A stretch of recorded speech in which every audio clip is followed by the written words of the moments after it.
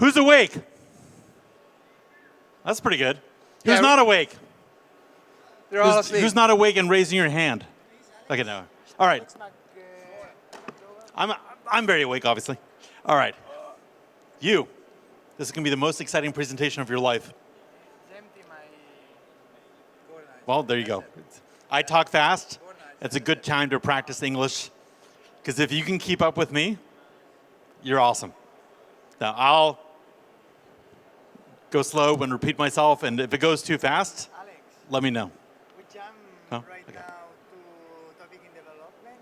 Okay, so good afternoon, everyone. I normally cram this presentation down into 10 minutes, but it really needs 2 hours. To actually have a full hour to go into it is a luxury I haven't had for a long time, which is nice. I'll tell you right now, because people are already doing it, you are welcome to sit in the audience and take pictures of the slides, but I will email this to you upon request. It's no problem. It's on my website. You add me on LinkedIn, you'll get the deck, all that good stuff. So you're welcome to take pictures if you want, but I'm happy to send you the deck. So this is the master session, raising unlimited investor capital in the USA with what's called Reg D. So who likes money? Who says, I don't like money, forget it. I'm in blockchain because I love atoms or something. Okay, cool. So anyways, again, I'm happy to send you the deck. You're welcome to take pictures, but there you go. Okay, why am I giving this presentation now? Why am I giving a presentation about raising money in the USA? Would you guys say that this event is well attended right now? Looking around? I'd say it's medium. Why? Because ICOs have dropped off. Why? Because the regulators have woken up to a certain extent. So all those graphs you see about the amount of money being raised in ICOs right now, there was a big increase last year, and then it's been sort of dropping off. What those graphs don't show is all the money being raised privately outside of ICOs for blockchain projects. There are billions, seriously billions of dollars being raised privately, and this presentation is explaining how that's happening, at least in the United States. And the reason I'm giving this presentation also is the SEC, which is the United States' securities regulation body, the Securities and Exchange Commission, just a few days ago indicated that they're going to get even more aggressive with ICOs and other token sales that are not compliant. This is October 11th. Notice it says US SEC gets tougher with crackdown on ICO-funded startups. Tougher. And they're already being tough. And who saw this article where it says the blockchain party is over? This is in Medium. He's not actually saying that blockchain's over, he's saying the party is over. I hope that's not true because I got a few more parties left. But the idea is that the time when people could just write white papers, raise money, and go have fun and dance is over. We're now at this sort of the build phase. So let's talk about what this is all heading towards. So let me gauge the audience. And again, I talk in sort of fast legal English. If this goes too fast, raise your hand, tell me to slow down. It's not a problem. Okay, so who in the audience has been or is a founder of one or more crypto or blockchain startups? Who's a founder? Who wants to be a founder? Everyone wants to be a founder, come on. Okay, who's invested in one or more crypto or blockchain startups? See, it's interesting. Investors are founders. There's some exceptions. Okay. Who's raised investor money globally, like outside of the United States? Who's took in investor money? We got Mr. Gibraltar in the back there. Probably raised a lot. Who's raised money inside the United States? Who wants to? Because that's where the money is. Okay, good. Right answer. Okay, who's concerned? By the way, do we all know SEC, Securities and Exchange Commission? Yes? Everyone nodded. Yes, we know the SEC. Okay. Who's concerned about the SEC? That doesn't mean afraid. It just means concerned. Good. You should all be raising your arms. Okay? All right, and then who's heard about or used what's called Reg D? Got it, some people. Okay, fine. Oh yeah, the final one is who's going to not raise their hand no matter what I say? There you go. Oh, there's a little sort of a trick question there, huh? Okay. Now, there was this sort of French New Wave film movement back in the 70s and 80s where the French New Wave films would show you the end of the film first, like the conclusion, the final scene, and then the whole movie would be showing how you got to that part in the movie. Okay, it was very trendy. So French New Wave films showed the end of the movie first, and then the whole movie was showing you how you got there. This presentation is like a French New Wave film because I'm going to show you the last slide in the presentation now, okay? And the whole presentation is going to explain how we get here. And just like that French New Wave movie, it won't make much sense now, the final scene, but when we get there at the end, it will make a lot of sense. Okay, so here's the summary of this whole presentation. Do use something called Regulation D, specifically Rule 506C, to conduct what's known as a private placement of securities, a private placement. And here's the good part, and raise unlimited capital. What? Unlimited capital from an unlimited number of accredited investors. Use Reg D, Rule 506C, to raise as much money as you want from as many investors as you want. And you can do this legally in the US. You do need to verify, and that's a key word, you need to verify that these investors are actually accredited. And I'll explain what this means. Don't, as in do not, take their word for it. Don't mess around with unaccredited investors. Don't mess around with what's called bad actors. Okay, and we don't mean like bad actors in movies. And don't make any misrepresentations of material fact or omit such facts when offering or selling securities. Okay, we're done. We can go home. No, okay, thanks for saying. Okay, so that's the final scene of this movie. Now, here's a neat little graphic I worked on for like an hour one night. Why do companies raise capital at all? What's the point? Why do we even talk to investors?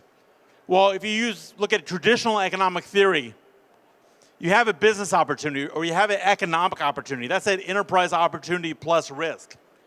And various inputs on the left-hand side are necessary to make that opportunity come to life. Traditionally, you would have land or labor or machinery. In a more modern sense, you have ideas, you have automation, you basically have productive assets. But the secret sauce for making enterprise opportunities come to life is investment. It's capital. That's almost always necessary to make a company work so that it can grow and make profits, or so a platform can be successful and tokens can appreciate in value. So you need investment. If you're a company from before the blockchain time, you would get investors, they would put in money, they would either lend money to the company, i.e. there'd be debt, or they would buy shares in the company, which would be equity. That's sort of the top part there. This is the traditional model. You'd have investors, they put in capital into the business. If they want the profit, they would get equity. Under the newer model, investors put in capital into the business, but rather than getting equity necessarily in the company, they get tokens that they hope will appreciate in value. And if they are promised tokens before they're functional, they may get something called a SAFT. Who's heard of a SAFT? Simple Agreement for Future Tokens. Okay. So whether you're lending money to a company and getting paid interest, or buying stock in a company, or getting pre-functional tokens, or getting SAFs, these are all securities. That's the key word. These are all securities. And the sales of securities everywhere in the world is highly regulated. Right? What everyone's afraid of with the SEC and all these other regulators is that they're all concerned about the fact that they've been selling securities incorrectly, and now the regulators are awake and they're sending out subpoenas and bringing lawsuits and doing all kinds of mean things. Right? So let's talk about what the rules are and the exceptions to the rules. Now, I give literally 1-hour classes on what the heck a security is. What's a security? What's the difference between my eyeglasses and a stock? What's the difference between an orange and a bond? What the heck is a security? I mean, a security kind of means an investment, but where's the line? You can go on and on and on about the topic, but this is my short version. A security is the legal interest which an investor receives in exchange for contributing capital, i.e. money, or something else of value to an enterprise in the hopes of realizing a profit or other economic benefit resulting from the enterprise's success, but, I should really underline that, but, where such outcome is not guaranteed and the invested capital is at risk of being reduced or lost. Basically, a security is an investment contract. Right? So if I buy a car from Toyota and I'm driving down the street and I pay Toyota money, I gave Toyota my money, but the car is not a security. I'm not sharing in the economic risk of Toyota. My car doesn't pay me dividends when Toyota does well. Okay? A security is when I put in money into a company because I want to get profit in return, because the company does well, but where I'm taking a risk because the company may not do well and I may not get my money back, some or all of it. That's a security. All right. Now, securities regulation all over the world, but especially in the US, is perceived as complex and scary. Right? It's highly regulated everywhere, especially in the countries where the money is. United States, Europe, and so forth. And in the US, the laws are even more complex than they are in Europe and other locations. So people get nervous about raising money in the United States. So why bother raise money in the US? Why bother with US investors? The law is complex. The SEC is mean. If people think, well, why? Well, because that's where the money is. Okay? I've worked on many, many, many deals. US investors want to put money into blockchain projects. They want to put money privately. They're actively interested. Also, when you do an ICO, when you're selling your tokens, that's a marketing event. It's not just a chance to raise money. When you're selling your tokens to the world, whether it's an ICO or in some other pattern, it's a way of letting your customers, your future customers, know about your platform. So you really shouldn't get away from selling into the United States. That's where the money is. That's where your customers are. You kind of need to deal with it. And in reality, even though the default rules, even though the default regulation of security sale in the US is tough, is kind of hard to deal with, there's many exemptions or exceptions to those rules. And I'm going to explain how this works, where you don't need to comply with the default rules, where you can take advantage of one of the exceptions, and it's really not that bad. So I participated in deals where people raised tens of millions, if not more, by not following the full rules, by doing an exception, and they've been very successful. And this has been for blockchain companies. Okay, so there's so much law on securities, but the 5 basic laws that form the foundation of United States securities regulation are these. You got the Securities Act of 1933, the Securities Exchange Act of 1934, and 3 other laws I'm not going to go into because the 2 core laws of this 5 are the Securities Act of 1933 and the Securities Exchange Act of 1934. Those 2 laws, since 80, 90 years ago, formed and still form the basis of securities regulation in the United States. Now, most other countries on the planet have 1 securities law. Why do we have 2? Because if you look at the year, 33, 34, that's the Great Depression. World War II was going to start. Everyone was kind of busy. So they couldn't finish all the law in 1933. So they just did some of the law. And then in 1934, they finished what they couldn't do in 1933. All right, so your 2 key laws that govern security sales in the United States are the Securities Act of 1933 and the Securities Exchange Act of 1934. And I'm going too fast, too slow? Thumbs up, thank you. Okay. Who's not going to raise their hands no matter what? You. And you, sometimes. Okay. Okay, so now for this talk, we're going to be focusing on the 33 Act. It's what's called the Securities Act. Okay. Yep. And let's say hello to the Securities Act. Hello. Now, if you go to my website, which is cryptolawpartners.com, you can download the 33 Act and the 34 Act. It's available for you to download. And we got some nice little sections that we're going to cover in this presentation. It's easy there. Look at the very top. It gives the point of what this law is. And basically, the purposes of the Securities Act are to provide full disclosure of the character of securities being sold and to prevent and punish fraud in the sale of securities. That's the point of the 33 Act. Now, what does that actually mean? What does the 33 Act actually cover? Let's get some terminology straight. If I'm a company or I'm a blockchain startup, I'm going to jump down. How you doing? What's your name? Sam. Sam? Yeah. Gordon. So I have a company. Let's call it crypto tech. Okay? And I want to raise money. And now I made the poor camera guy stand up. Sorry, buddy. This is an active session. Okay? So I want to raise money. All right? And I'm going to sell you my stock or my tokens or my SAFs. I'm the issuer. Okay, that's the term. I'm the issuer. And that first sale to you, the first buyer, is called a distribution. Okay? I'm the issuer. It's a distribution. Now, sir, what's your name? One more time? Fam? Fabrizio. Fabrizio. Just say Fabrizio. Let's go. Now, it's Sam. If I sell my stock to Sam and he gives me money, okay, I'm the issuer. I raised money. I can now start my business. If you two make a deal between each other, okay, that's not a distribution of stock. That's what's called trading. Okay? You guys are just investors trading amongst yourselves. So my first sale to Sam is covered under the 1933 Act.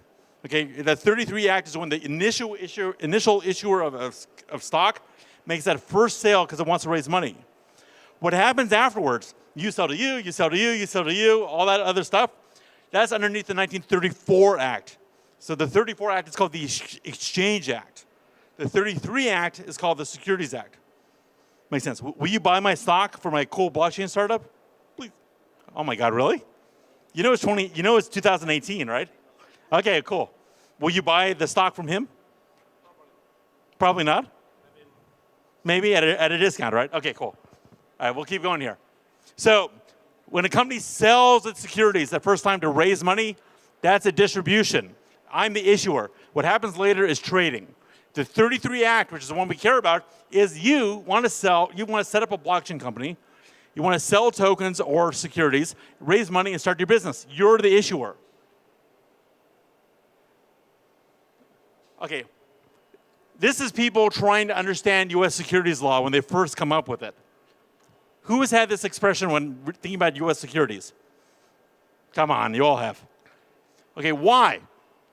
Because the default rule underneath the 1933 Act, the Securities Act, the default rule is that when an issuer sells securities to Sam, that under the default rule, you have to file what's called a registration statement with the SEC, and you have to file a prospectus with the SEC. Both of those need to get approved, and this whole process can take months, and it can cost hundreds of thousands, if not millions of dollars. Okay, that's a big pain. That's called an IPO, an initial public offering. Okay, and generally, unless you're Google or unless you're Apple, you don't want to do an IPO. Right? That's the default rule. And on top of that, if you do file a registration statement with the SEC, if you do file a prospectus with the SEC, and you do an IPO, you're now a publicly traded company. So underneath the Securities Exchange Act, that 34 Act, you have to comply with all those rules. 99.99%, you don't want to do this. All right? And this is all pursuant to what's called Section 5 of the Securities Act. Now, thank God, there's some exceptions. Section 3 talks about exempted securities. There's some things that we sell that are securities. They are investments in enterprises. But the government has said, even though they're securities, we're not going to regulate them. So for example, if the United States government sells bonds, which are securities, in other words, sells debt to people, the US government does not need to register its bond sales with the SEC every time the US debt goes up by $1 trillion. Okay? So that's 3A2. Any security issued by the United States or territory thereof or any state does not need to be registered with the SEC. Here's an interesting one. 3A4 is if a nonprofit, i.e. a charity, is selling securities, and it's a true charity, it does not need to register with the SEC.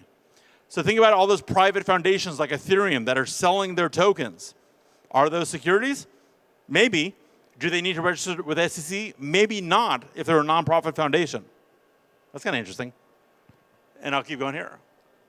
Now, here's the one that really is awesome. There's exempted securities, which is the last slide, or previous slide. Then this one is exempted transactions. So with this, they're saying, yes, you're selling securities. Yes, normally you would have to register it with SEC, but there's certain transactions, certain sales, where we're not going to apply this rule, where you don't need to file the registration statement, where you don't need to file the prospectus. Oh my God, that's great. So let's look at this. 4A2.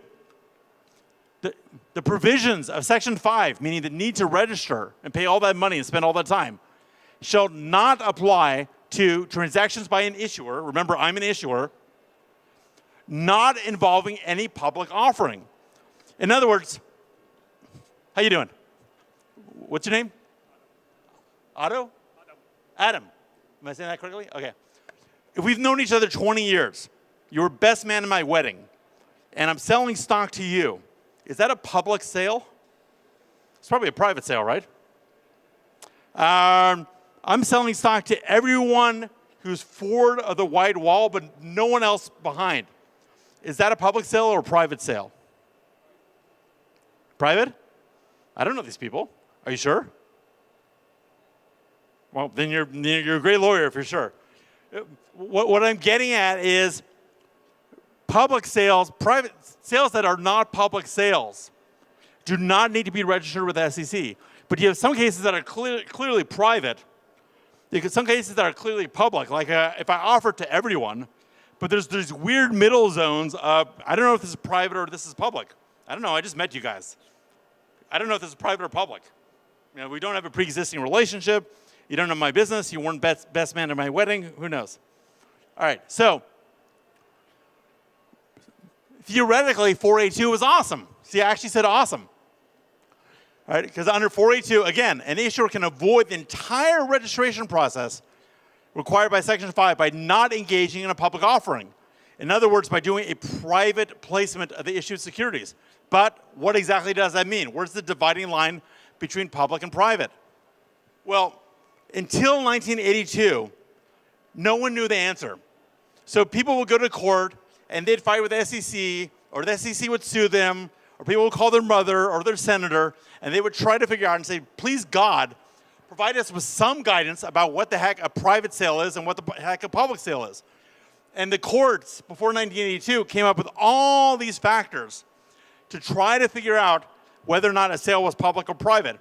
Now, can you imagine how annoying that is if you don't know whether you have to, when you sell stock, whether or not you need to register it, whether you have to look at these factors and try to figure it out? There's like, was the offer made to a small number of people? Were they sophisticated? Was there general advertising? Was enough information provided? Did he get a chance to talk to management and ask questions? Was the transaction confidential? All this stuff. You know, was it one of these factors? Was it all these factors? Was it a balancing test? Who knows? Finally, in 1982, the SEC said, we don't know the answer either. But we're going to come up with some rules. And those rules are going to be collected in what's called a regulation. A regulation is a grouping of rules. And Regulation D, like I said, is a cluster of rules, which are rules 501 through 508, that the SEC came out with in 1982. And they said, we don't know what the heck a private sale is or what a public sale is, but if you follow these rules, you're safe. You do not need to register your sale with SEC. Right? I'm going to be real clear about this. The default rule in the US is when an issuer does that first sale, you have to register with SEC under Section 5. That's what's called, in legal English, that's called a big pain in the ass. Does everyone understand big pain in the ass? Okay. Registering with SEC under Section 5 is a big pain in the ass. File a registration statement, file a prospectus, all these changes, it's a big waste of time. Luckily, Section 4A2 says for non-public sales, you don't need to worry about that. What the heck is that? We don't really know. Reg D said, we don't know either, but so long as you follow these rules, we're going to treat this like a private sale. That's great. So you're exempted from registration under Section 5.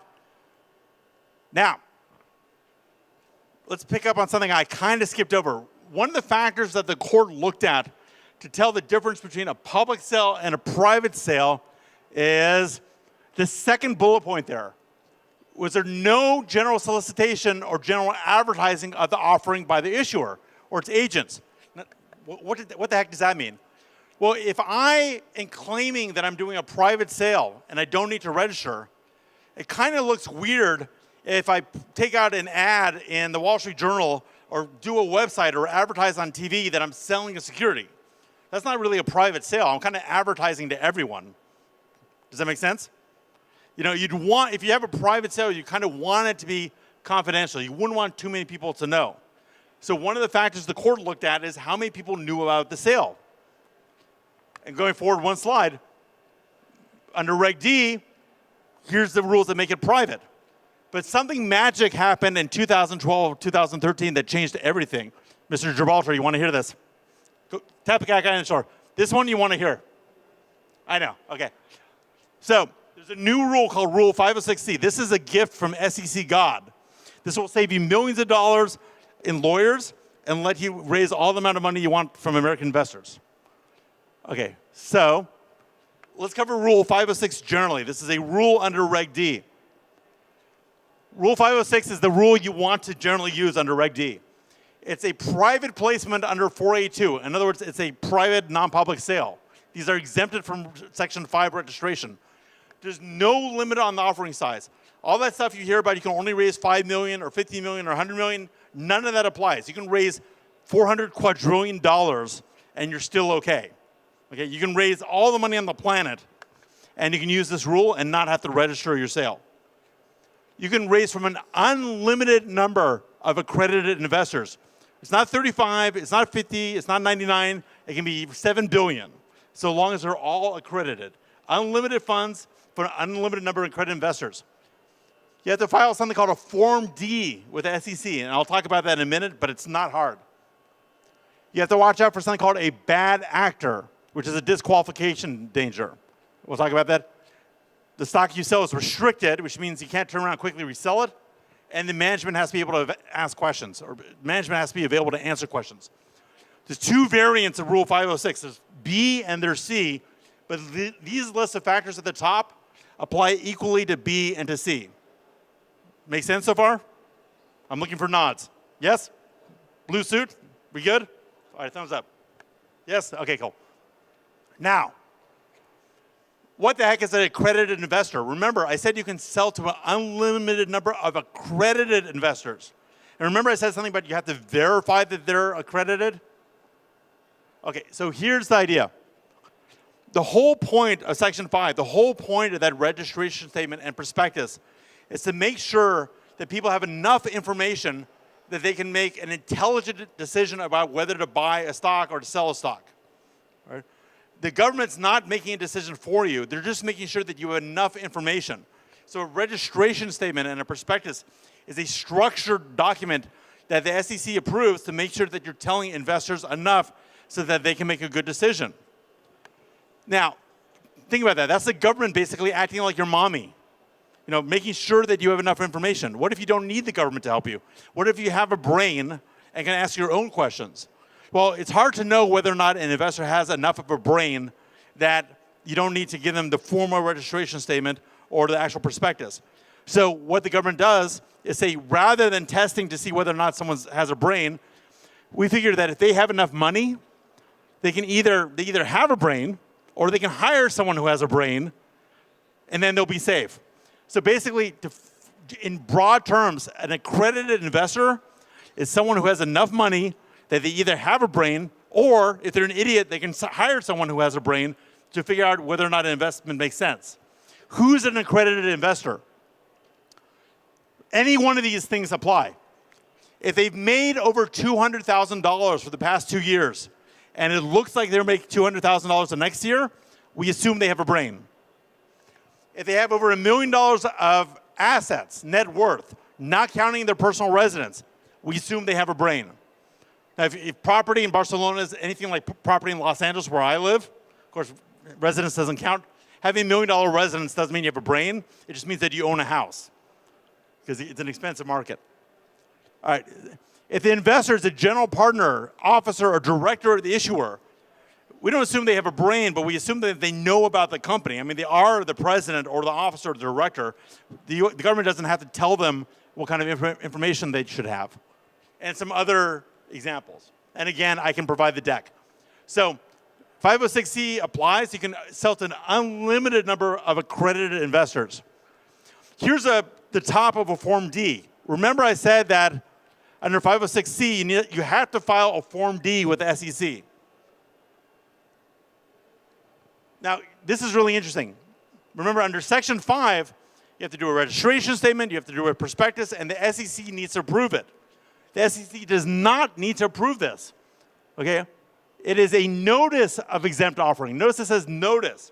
It's not a request. It's not an application. It's not a dear SEC, please approve my offering. You're just letting them know that you're doing a private placement of securities. Now, this form is about 4 or 5 pages long, depending on what you add to it. Some people look at a Form D and they're like, oh God, I can't fill out a Form D. Well, from my point of view, if you can't figure out how to sign a Form D or how to fill out a Form D, you have no business selling securities in the first place, right? Believe me, if you're selling securities and taking people's money, you should have enough intelligence, or your lawyer should, so that you can figure out how to fill out a Form D. Okay? There's an expression in English, we call it a Darwin test, right? If evolution stops you here, then you're going to be weeded out by natural selection, and you won't be able to raise securities. Okay, now recall that one of the issues with 506C is you can't have a bad actor participating in your sale. Okay, what's a bad actor?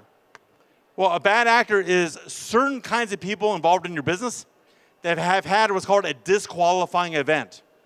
Okay? If any one of what's called a covered person in your business, and I'll explain what this means, has had a disqualifying event, then you cannot use Reg D, and you lose the exemption, which is kind of scary. Okay? If no one's been a bad actor, then you don't lose the exemption. So what the heck is a covered person, and what is a disqualifying event? Okay, here's some kinds of covered people. The issuer is a covered person. Any executive officer or director of the company is a covered person. If someone owns 20% or more of the stock of the company, it's a covered person. Anyone getting a commission on the sale of the securities is a covered person. So there's this group of people out there that the SEC looks at to see whether or not they've done anything bad that would make this exemption go away. If the company has a janitor or a secretary, that person's not a covered person. We care about the people that are in charge, the people that are on this list. So what's a disqualifying event? What does a covered person need to do that's bad that makes them lose the Reg D exemption? If they've been convicted of a felony or a misdemeanor, i.e. a crime involving security sales, then that's a disqualifying event. If they're under discipline from the SEC or a stock exchange, that's a disqualifying event. Now, here's something that's interesting. If I commit securities fraud in the United States, that's a disqualifying event. If I commit securities fraud in Barcelona, that's not a disqualifying event. The only kind of disqualifying events that count are ones that happen inside the United States. So if I'm here in Barcelona and I cheat a whole bunch of investors and I'm mean to my mom and I go to jail and all that other stuff, I can go to the United States, start a company, use Reg D to raise money, and I'm not a bad actor because all those bad things I did in Barcelona don't count, at least for this rule. So the lesson of the story is if you're going to commit a crime, do it in Barcelona. No, the lesson of the story is that doesn't make you a bad actor. Now, when you're dealing with this, the bottom line is because having a covered person doing a disqualifying event can make them a bad actor and then you lose the exemption, you really, really, really don't want that to happen. So you want to do investigations, check people's backgrounds. You want to get representations. In other words, you want them to sign things saying that they didn't do anything bad. And you want to add provisions to your agreements where they let you know if any kind of bad event happens. Okay, now, remember I said there's 506, and this applies to 506 in general. But then there's 506B and 506C. By the way, you guys with me? Give me nods, give me thumbs up, give me thumbs down. I see nods, I see nods, I see. See, you said you wouldn't raise your hand, but you're nodding, which is awesome. Okay, cool. So there's 506B and 506C. 506B is the way Reg D used to be until 2012, 2013. Remember I said now there's unlimited accredited investors?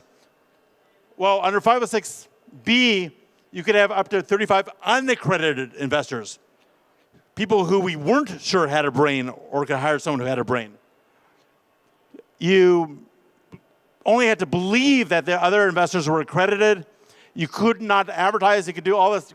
Basically, 506B stinks. 506C is awesome.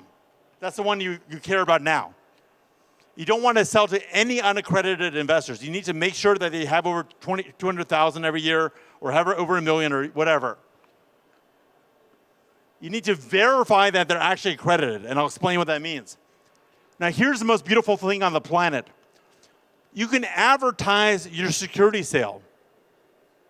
Okay, you can put up a website. You can send out emails. You can let the whole world know that you're selling securities, which actually, when you think about it, is crazy. Notice I put right here, wait, what? Under 4A2, remember 4A2? On which 506 is based, non-public offerings don't need to be registered, right? The whole point of Reg D is that this is a private sale.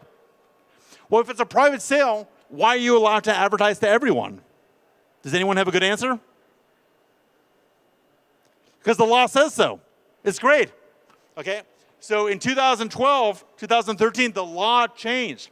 And this private sale is not really a private sale anymore. You can sell, you can offer for sale to the world. You can advertise to the world. You just need to make sure, and here's the trick, you just need to make sure that the actual sale is only to accredited investors. So I can put up a website that every single person on the planet reads and goes, oh my God, I want a cyber blockchain coin. But you need to make sure that you only sell to actual accredited investors. That's beautiful. You can put up a website. You can advertise everywhere. Okay, this is the best thing on the planet. All right, now remember I said you need to verify that they're accredited. You can't just take the word for it. So let's do a test. Sir, what's your name? Mark? You were saying that. So Mark, just remember, one of the accredited investor criteria is that you have to have over $1 million net worth, not counting your residence. So you do have over $1 million net worth, not counting your residence, right? Say yes, say yes, say yes. Okay, you know what? Even though you're going no, I believe you because I choose to believe you. Okay, that's called self-certifying. He lied to me and I chose to believe him. No, just kidding. But self-certifying is when the investor says that he qualifies and gives me the reason, I can take your word for it. I can choose to believe you. Well, that's okay if you're not advertising to the whole world. But what the SEC said was, or the Congress said was, if you're going to advertise to everyone, if you're going to take advantage of 506C, I can't take Mark's word for it because I don't trust you. So I need to see documents proving to me that you have $1 million in net worth, or documents showing me that you have more than $200,000 income for the past 2 years and for the next year. Tax records, something signed by your accountant, something signed by your lawyer, brokerage statements, is something. Now, I don't need to go crazy for it. If you forge a document, if you make up a document that's not true, it's not my fault. But I need to verify that you're accredited. Now, that sounds a little bit painful, but there's lots of services out there that will verify for you if an investor is accredited. You don't need to do it yourself. There's like verifyinvestor.com is one of them, started by this guy named Jor Law. All right. So you can sell to an unlimited number of accredited investors. You just need to confirm that they are verified as accredited. And here's a final note. I kind of skipped over it, but under 506C, you're not technically, actually let me go to the right place. Under 506C, you're not technically required to disclose all the information about what you're selling. You're not required to provide an offering memorandum or an information memorandum or to explain what the heck is going on.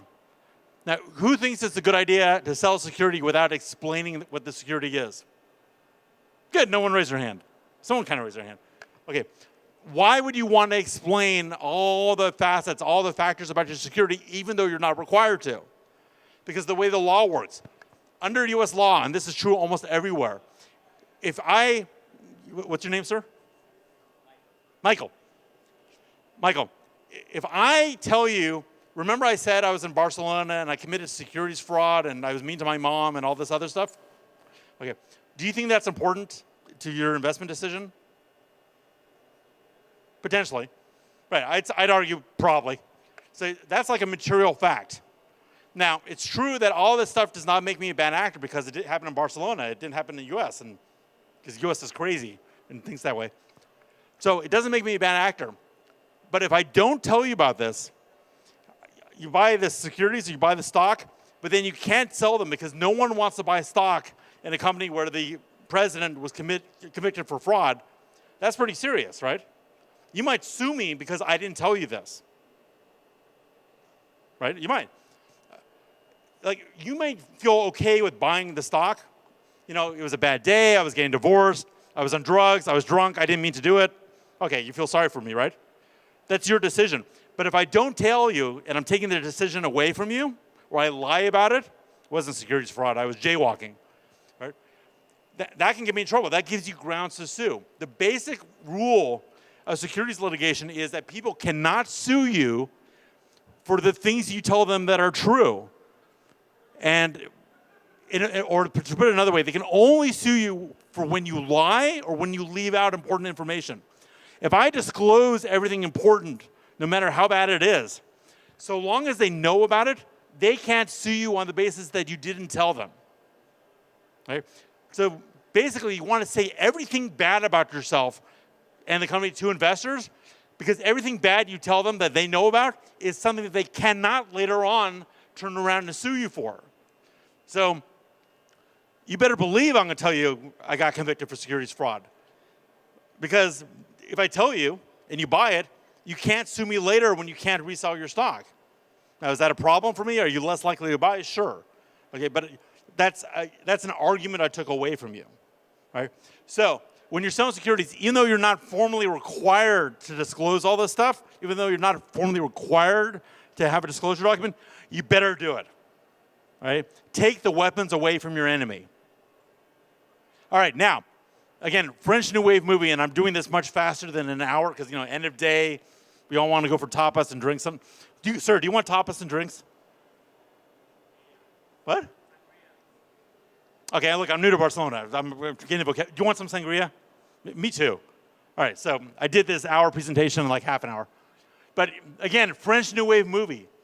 Do use Reg D, specifically Rule 506C, to conduct a private placement, i.e. not a public sale, to raise unlimited capital, not 5 million, not 50, not 100, but anything you want, for an unlimited number of accredited investors.